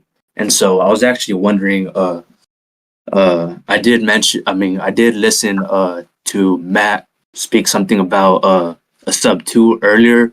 I was actually wondering if this is something that I could do with this deal. Man, can I say real quick, Hector, man, your English has improved a lot, man, from whenever we spoke back in I think it was the first time we ever spoke, January or something like that, or February. You joined my You were in my accountability group all the way back then, and I remember I told you back then I was like, you need to improve the way you talk, and you said, I come from an immigrant family. Nobody around me even speaks English, and I just want to say, like, I can tell, like, your sentence structure, just everything, the way that you speak has improved. So kudos to you, man. That you're on your way. I appreciate you guys for going ahead, giving me the tips, and all this cold calling and whatnot. It's just little by little, just picking at it. So thank you guys. I would say yes. I don't know if they have a mortgage, or I don't know if that was part of the initial. I wasn't. If that was part of the initial conversation that you were just talking about. So if they have a mortgage on the property, then it could be a potential sub-2. If they don't, then it would be a potential seller finance situation. If they're not accepting the offer that you have now because it's too low, then obviously the alternative to those scenarios is just like, okay, can we do something creatively where I can offer you more money then? Gotcha. Yeah, well, I mean, the seller did go ahead and pay off the mortgage that they did have. So right now it's actually free and clear. So yeah. Seller financing. Yes, sir. So just so if there's any confusion for anybody in the audience, there is always kind of a mingling of words sometimes. So seller finance is directly usually referred to dealing with properties with no mortgages on them, no liens, no mortgages. The seller is the bank. There's no underlying mortgage. There's no nothing. And a sub-2 is where the property has a mortgage on it. You're purchasing that property subject to the underlying mortgage. Matt, what if a seller that has a mortgage but also like to enter into a seller finance? Would that be possible? Actually, that's a great question, Dan. I never come across that. What is that?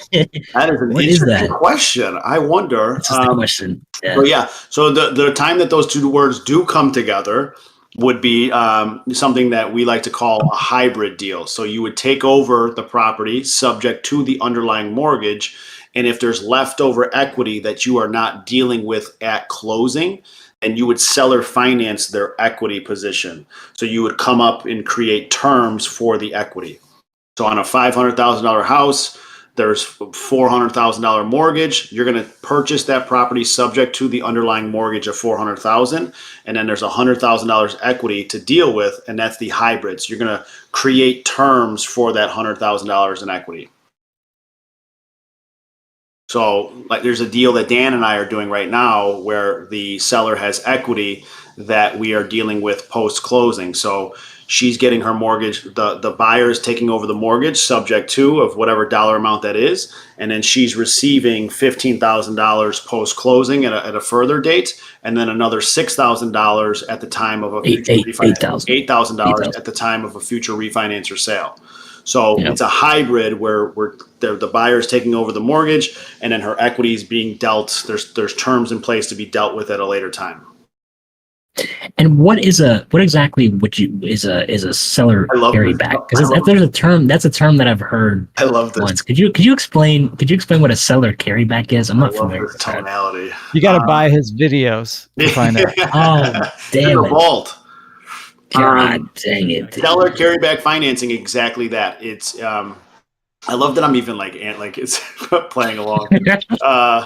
Seller carryback financing. So it is the in that exact scenario where there's equity, you create terms, and that seller carryback financing is the equity position usually. So you're creating terms. So whether you're making monthly payments towards that equity, you're paying a portion of it up front, and then making payments on it, or what I like to do, or what I try to do first and foremost is not pay them anything up front for that equity, and then I secure a note and that note is the equity position, and I pay it off at the time of a future refinance or sale. So that keeps my entry fee as low as possible, but also locks in that seller's equity on day one. So they don't have to sit on the market anymore, do price reductions, or worry like I have $50,000 in equity today that Matt is offering me, or I can sit on the sideline and keep doing price reductions. Dan, I think you have a question. I have one more question. I have one more question. Absolutely. What's your question? So let's say that you have a seller and they want to do a hybrid situation. Yes. How would you go about underwriting a situation like that to make sure that the deal still works, assuming that there could possibly be 2 payments? Ooh, I love this question. So this is a great question, and this is where I think this is where creative can become very dangerous in that instance, is because I feel like for people that aren't familiar with creative, the idea of it is so lucrative. Like, oh my God, I can pay full. Everybody else is offering 300,000, and with creative, I can offer 400,000. The ideas of what you can do in creative, it is exponential, but at the same time, you can create terms that no longer make sense. You can overpromise and underdeliver in that situation. So I try to underwrite. I take the sub-2 mortgage. What am I paying on that mortgage first and foremost? What's the PITI? If it's $1,500 a month, I run the numbers off of that. This property will rent for $3,000 a month. So I run what those numbers are. What is my cash on cash return? What are all my return numbers based off of just the sub-2 mortgage? Then now I know how much additional money can I pay you on a monthly basis and still hit certain return numbers. Because I never want to say, I don't like talking about balloons, and I don't really like talking about monthly payments, at least in that initial conversation, because I don't want you to think that I can't afford to pay you. I don't know yet until I run my numbers. Like, I have 3 St. Louis deals right now that we're taking over sub-2, and we're doing a hybrid situation.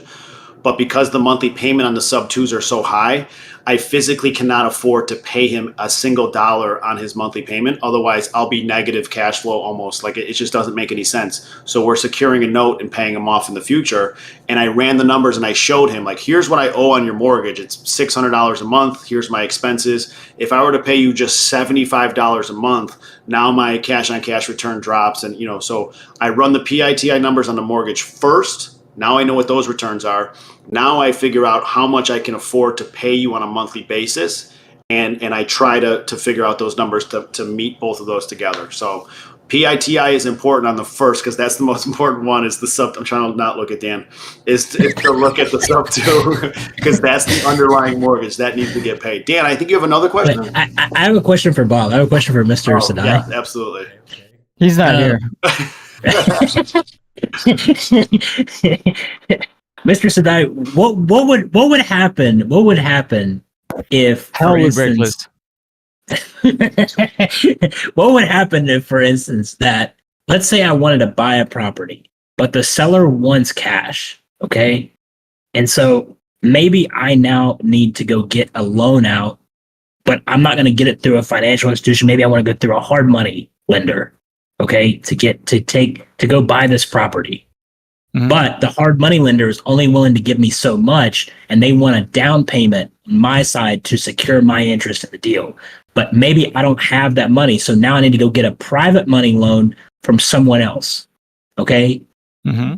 Now I have a similar situation, right? Like the seller finance with the sub-2 hybrid, where I'm making 2 payments every single month to 2 different people. Is that situation ideal? Or should I wait till I have the down payment to go get it from a hard money lender? Well, Dan, that's a great question. Somebody's got to do it, man. If we're not getting questions, we're going to create our own. No, this was a real question that I was dealing with yesterday. So I'm kind of bringing it into play from somebody else. I think it's a good something good to come across. So being serious. The answer to that, as far as I'm concerned, is if it sounds like it's a Morby method, or what we call a Morby method, where you're basically going to get a hard money lender to come in, okay, or you can get a DSCR loan to come in, okay, and it is the seller that wants the all cash. Are they willing to do seller financing at all on a portion of it, or no, not at all? No. They want full cash. Got full it. Cash. Got it. So it's a hard money loan plus a private money loan. You're going to get and your question is whether that's a good thing to get into or not. So I'm trying to buy this property, and you know, and I got this hard money lender, and he's only wanting to give me so much because I haven't bought an investment property before. So I'm trying to get into this deal, and they're only willing to give me so much. And they want to make sure that I have some interest in the deal, right? Because they want to make sure that I'm just I have a strong interest inside this property. But the problem, Bob, is that the property currently, right now, in its current condition, is only producing $2,500 a month in cash flow, and I'm looking here at having to put up maybe $50,000 of my own money, and I don't have $50,000 cash. You know what I mean? 'Cause this is my first investment property. I'm just getting started, so I'm looking to potentially borrow that extra $50,000, and from a private money lender. I'm just wondering, how do I structure that out to where I can still be cash flowing every single month from the property and still make my payments to both parties and still feel like I'm giving valuable interest to both parties invested? I don't know. And is that ideal? Well, why the fuck am I here, man? I don't know. When I came to Coffee and Closers, I don't know. thought this place was going to answer my questions. Oh my God. So,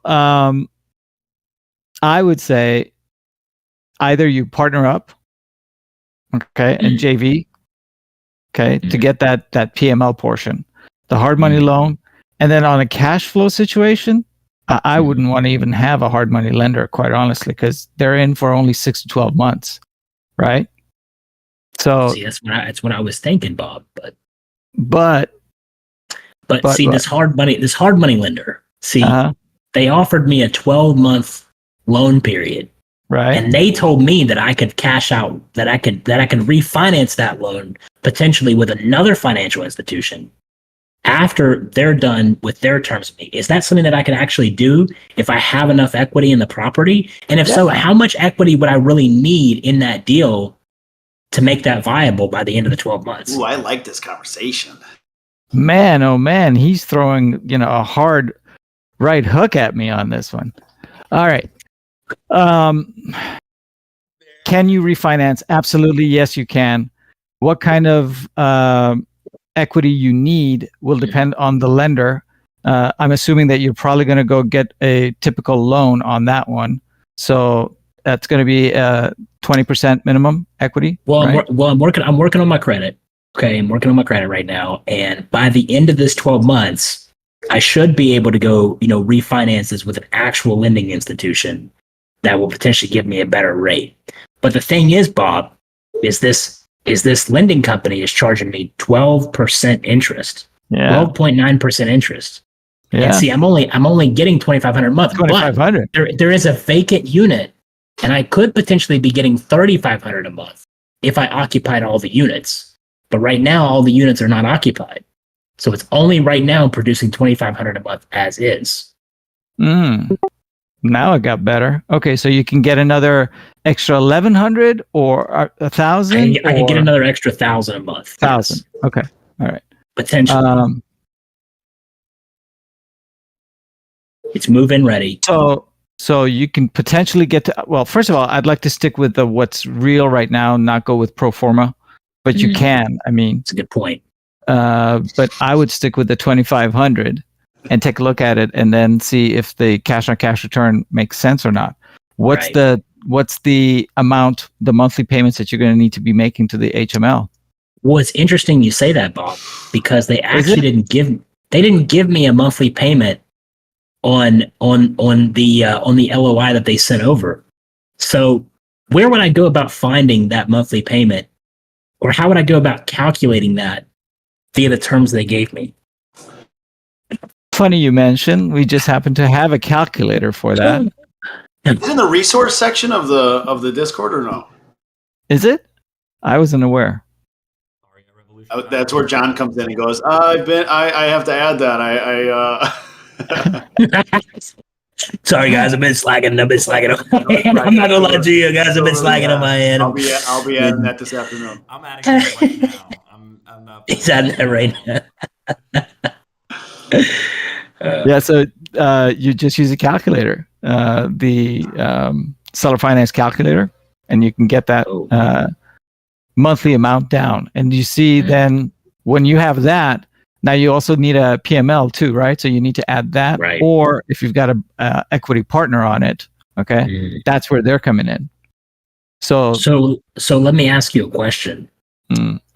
What if at the end of this 12 months, something happens to the property or I can't refinance because my credit isn't good enough? What happens to the loan terms with the hard money lender?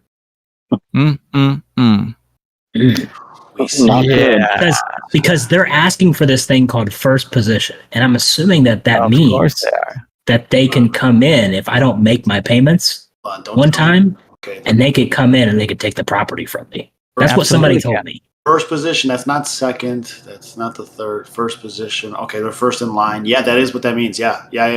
That's I confirm. That's what that is. I confirm. You see that a lot in markets like California, like Arizona, Vegas. A lot of these big, probably Miami too, New York. A lot of these big shot markets where there's a huge influx of people that, there's some real deal seasoned investors in there doing it. And then you get the looky-loos that are like, wow, I could do that. And then they come in and they secure some hard money. And who cares what the rate is, because look at what this thing's going to be worth on the back end and look at what we're going to be doing here. And then Mr. Looky-Loo, who this is his first deal he's ever done, all of a sudden things don't go according to plan, and the rehab didn't work out the way they thought it did, or the rents didn't work out the way they thought it did, or anything like that. And now that 12-month hard money loan financing comes to an end, and that hard money loan now has penalty fees, or the lender can now take that property back from you. There's a lot of bad options, and sometimes a very short turnaround time to get your financing in order. And if no one's there to bail you out, I've seen, like you had mentioned, good thing you mentioned it. Sometimes if you have equity or whatever, maybe there's another financial institution that will buy out that first position on new terms, maybe some private money. But if there's nobody there to save the day, there are some really bad outcomes there for you in that scenario. This also can happen if it's a turnaround in the market. You know, you're planning on having the ARV at 500,000. Market changes, and now the value of that property is 420, 450. Okay, and there goes all of that. So let's say the ARV is like at 350. You know, this ARV I've calculated as a 350, but here, and I've negotiated the seller down to 250. Okay. But hypothetically. But here's the thing. The garage is pretty busted up. There's a garage that's pretty busted up. So it needs about $35,000 to $40,000 of work to really get it to potentially be worth $350,000. Okay. So is that just for the garage or for the whole thing? Because that's an expensive garage if it's $35,000. What kind of damage has it been done to? So the hard money lender has offered me $35,000 in construction. Got in construction fees. Okay. Now they are willing to put up $208,000 plus their total, including a $35,000 construction included inside the $208,000. For the total? Yes. But they want $35,000 to be allocated for construction, towards the construction to increase the value. Okay. So that is part of my terms if I were to accept this hard money. However, the thing is, I need another $42,000 to close. Mm-hmm. I just don't have $42,000 in cash just sitting around. Now the thing is I've went to some private money guys and I said, hey, I need another extra $42,000. What would be the terms that you would like to see for this $42,000? And they said, well, we would like to see your credit. We would like to see your past payment history. And we would want you to come up with the terms to make it favorable to us, to present that to us. So these aren't very good private money lenders. I was going to say. Yeah. No, I mean, the whole point of private is that they should be asking half of the questions, like requiring half of the things, like that they're saying. Like, it sounds like it's that type of private money lending. They're saying that they're a private money lender, but they want the traditional backing and set of guidelines that a regulated, mortgage lender would have. So you kind of, to be a good private money lender, yeah, they might get suckers that buy that shit, but to be a really good private money lender, you've got to be way outside of what a traditional lending company structure would be. See, this is why I came to this server and I came to the show. Somebody told me to come to this show. They said that I'd be able to get my questions answered here. I'm just here for the free mentorship, but this is an added bonus. I would also just add as well that. Yeah. I mean, I would also add as well, just off of what I'm hearing about this whole, whether it be a deal or a hypothetical deal, whatever it is that if the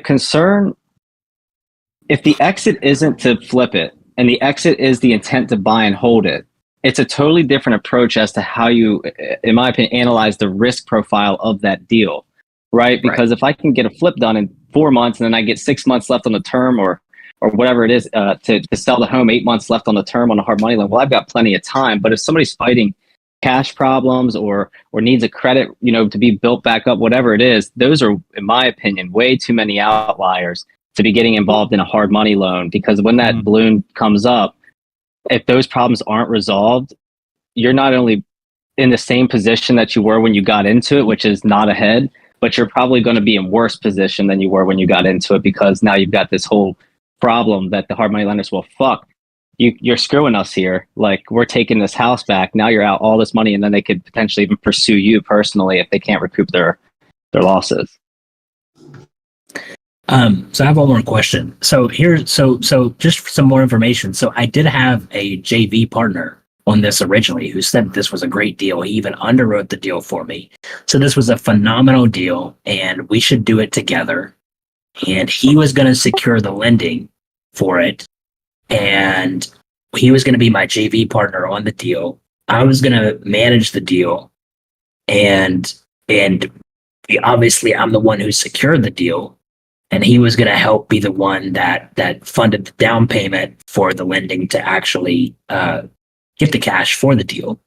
However, a week ago, right before, now we're about 2 weeks out from close, and a week ago, he said that he had too many other deals right now that he's dealing with, and he doesn't want to move forward with the deal. So I called a friend of mine yesterday and I asked him for some advice. And he told me that this is probably no longer a deal, and that I'm probably working myself into some bad terms. And that if I want this property, I should probably try to go full private money lending. That's what I was going to say. And get favorable terms, or wait until my credit is where I need it to be, and then use another form of financing to actually buy a rental property with better terms, or I wait until I have the cash myself to go get the rental property, and I continue to try to close some of these wholesaling deals and save some money up and get myself there. What would be your all's advice in that situation? That was going to be obviously private money lenders don't grow on trees, but in that scenario where the cash flow seems to be tight up front, needs a little bit of rehab, I would try to probably secure a private money lender for the entire acquisition and rehab, and then try to work on more favorable terms. So that way I'm not making two payments. One of them is at 13% and one is whatever, because it already seems thin to begin with. So if you could secure a private money for the entire strategy, and then probably whether you flip it or hold it, refinance out of it and pay them back their money. And then maybe there's some proceeds there for you as well, but at least get out of it and be able to borrow all of the funds. That's what you mean to tell me that I can get a rental property without using any of my own money? OPM, is that what you're telling me? OPM, baby. What? Crazy. OPM is my favorite. Besides KYS, OPM is probably next. In terms of that. I mean, I think the other problem with the deal too is if the exit isn't to flip it, and just say it's acquired for $250, you put $35,000 into it. Now you're at $285 plus holding costs. If the hard money lender's charging points, whatever it is, just say you're close to $300 all in it throughout the course of a year. Well, That's 85% effectively, I believe it is, of the total loan to value at 350,000. So right there, you're already at a problem, which is if you do go to refi, you can get qualified for a refi. Not only did you pay this high carry on it all that time, but now you also have to put 5% at least minimum, if not 10% back down toward the deal, plus closing costs associated with the refi. And then Florida, holy shit, you're high. You're going to be at least $7,000 to $11,000 because Florida is a super high closing cost state. So now when you really look at the deal, it's like, why even do the deal? You're all in it. Even with the refi, just say you're now up to 310. Where are you making any money, and how are you getting a clean exit? And then they go and refi at a rate of 7 or 8%. Paul, I just want to clarify, this is not my deal. You mother. This is a hypothetical situation. No, I'm joking. This actually is a real deal, but yeah, that was. But this isn't you. Is this obviously? Dan, is this your deal, or are you just talking on behalf of somebody else? No. I was trying to help Dan out. I got a guy for him. No, give a good hypothetical.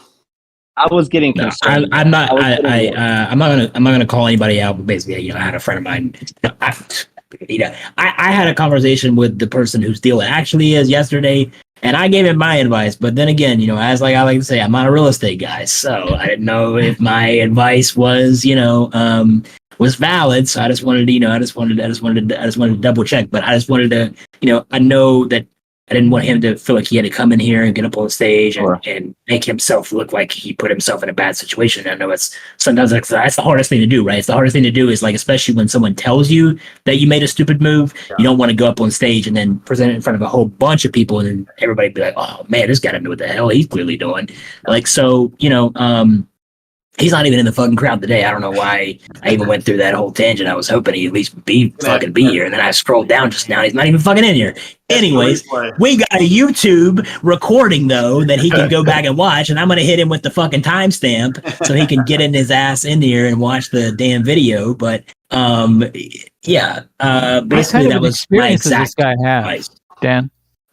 Relatively decent experience. He's not experienced. This would be his first rental property. This would be his first property ever, actually. And he's been trying to get into the game now for a minute. Actually, he said that he had talked with you, Bob, about the deal like a month ago. And I said, well, I doubt Bob knows all the full details of everything you're telling me right now. What you're telling me right now. What you're telling me, I said, I know for a fact Bob would not have written. He was like, actually, yeah, now that you mention it, I don't think I told Bob that I was going to go hard money and I didn't give him the hard money. I was like, well, yeah, that would be, he was probably looking at it as a sense of you were buying this cash and he probably thought that this was going to be that situation.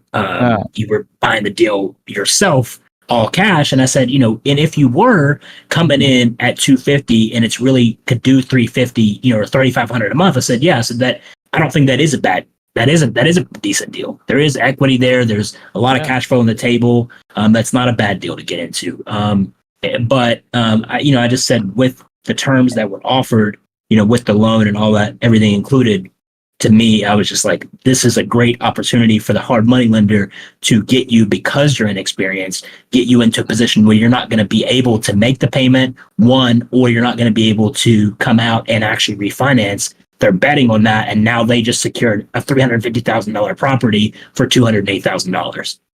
So I was just like, that's what is, it's more of like I go, they're almost kind of feel like they're almost kind of sharking you on this situation. And I said, maybe that they feel like this is the terms that make sense to them for this deal. But I was just like, no matter what, whether or not this is not a good deal either way with these entry options that you have available currently. This individual, what I would recommend to them is that they need to do a reassessment of the type of deals that they're looking for and stop wasting their time on deals that they can't afford. Because if you're going into a deal and you've got a cash or a credit problem, then you've got to completely pivot your strategy away from anything that is reliant on those two things until they are there, right? So you've got to be focusing on sub twos, creative finance, like things that allow you a lower barrier to entry. Because with this type of property, he shouldn't even be talking about this property because he doesn't have the weight to swing to even make this property happen. So while a lot of people like playing with OPM, I'm one of them, right? 90% of what I do is OPM, but I have the backing to support the risk of every single one of those deals. So a lot of people get confused with OPM, I think, and they take larger risks than what they're ready for, because it's really easy to spend somebody else's money.